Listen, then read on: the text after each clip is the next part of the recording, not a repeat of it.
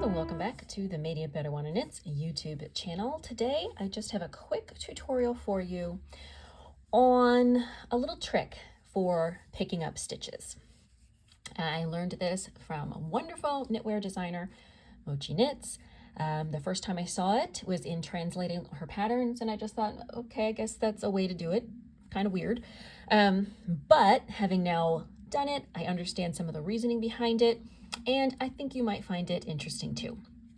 So first, let's talk about the way we normally pick up stitches. So here's the edge where we want to pick up stitches, and we're going to take our yarn.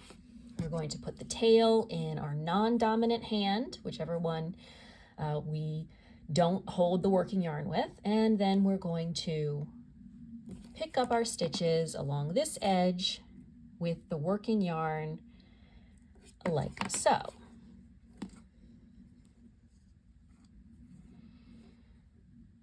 Oops, maybe we actually get it.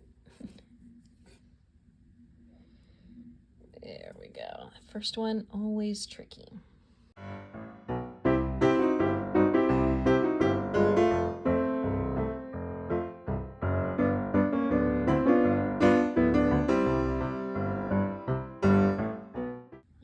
We made it to our last stitch. There we go. All right, so now we've picked up all the way across. Here's our working yarn over here. So now we need to turn our work to work a wrong side row. Our first row has to be a wrong side row because that's where our working yarn is. And our tail is down here.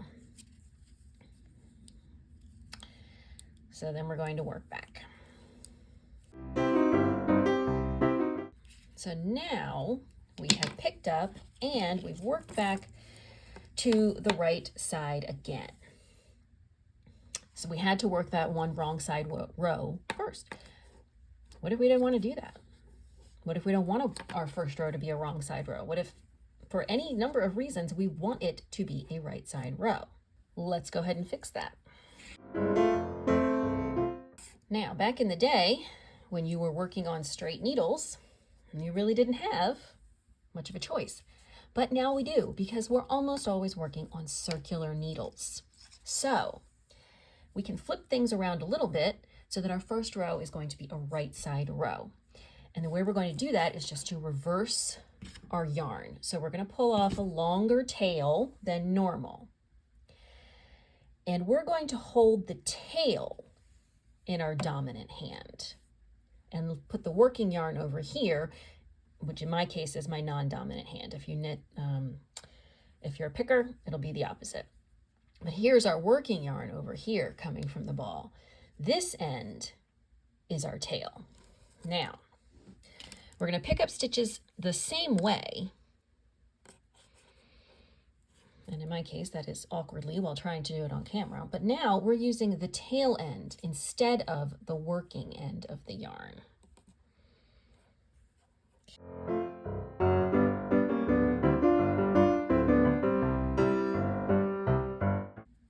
Okay, we get to the end. I really didn't pick the best yarn for this because this light blue yarn is very fuzzy. It's alpaca. Okay, now we've picked up all our stitches. Here we are at the end. Oh, but our working yarn is over here. That's okay, because we're using a circular needle. We pull the circular needle and ta-da, we are ready to work a right side row instead of a wrong side row. I would also note that when we usually do this, it leaves a tail over here that is kind of floppy because it's the tail end. We don't have that. Our tail end is now on the other side, firmly anchored. And this stitch here with the working yarn attached is also better anchored. But let's go ahead and work across our first right side row. Okay, now we get down to the opposite end. Let's see if it looks any different. Okay, so here's our original.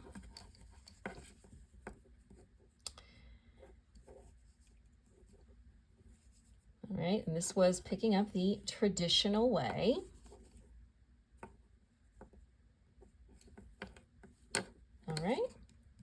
here's our new one. This is picking up using the short tail instead of the working yarn. Now, I can't vouch for you guys. However, I feel like our first row here looks a little neater. And that is because your first row picking up is already going to be a little wonky. Your tension's going to be a little wonky because you are picking up stitches from bound off stitches. If you then go on to work a wrong side row, most people's purl stitches are bigger than their knit stitches. So your tension is not going to improve by starting off with a wrong side row.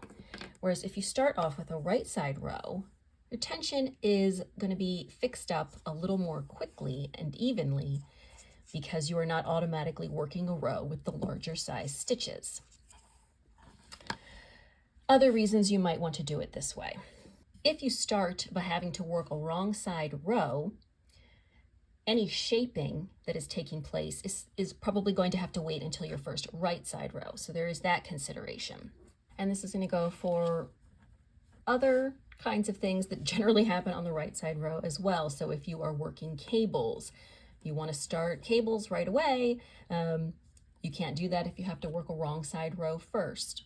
For some people, visually, I think it is easier to start from the right side of the fabric to kind of orient yourself. So let's say this is, the shoulder of a garment. If I am starting from here, looking at the front of the garment, it's going to help me to orient myself. Is this the right? Is this the left? Is it the front or the back? And it's a lot easier for some people, not everybody, but for some people to do working from the right side instead of the wrong side of the garment. Now, again, if you work on straight needles, this will not work. It also is not going to work all that well if you have a very long edge to pick up along, because you're going to have to estimate how much of this tail yarn to pull off. But especially for things like picking up along shoulders, the contiguous saddle shoulder design right now is very popular. That's generally a rather short length along which you are going to pick up stitches. That is a good candidate for using this method.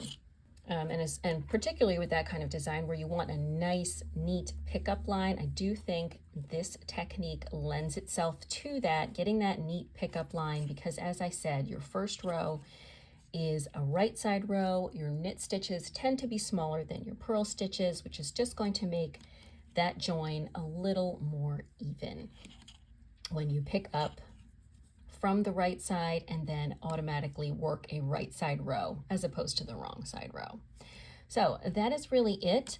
Use the tail end of your yarn for your picking up instead of your working yarn, and then push your needle and then move your stitches to the opposite end of the needle. Start with a right side row instead of a wrong side row. I hope you found this tutorial useful. Please do let me know what you think in the comments, if it's sort of silly or if you find it an interesting prospect for your future knitting projects. Don't forget to give this video a thumbs up if you enjoyed it or found it educational. And remember to subscribe. New knitting videos here every Saturday. Thanks so much for tuning in, and I will see you soon in another video. Bye.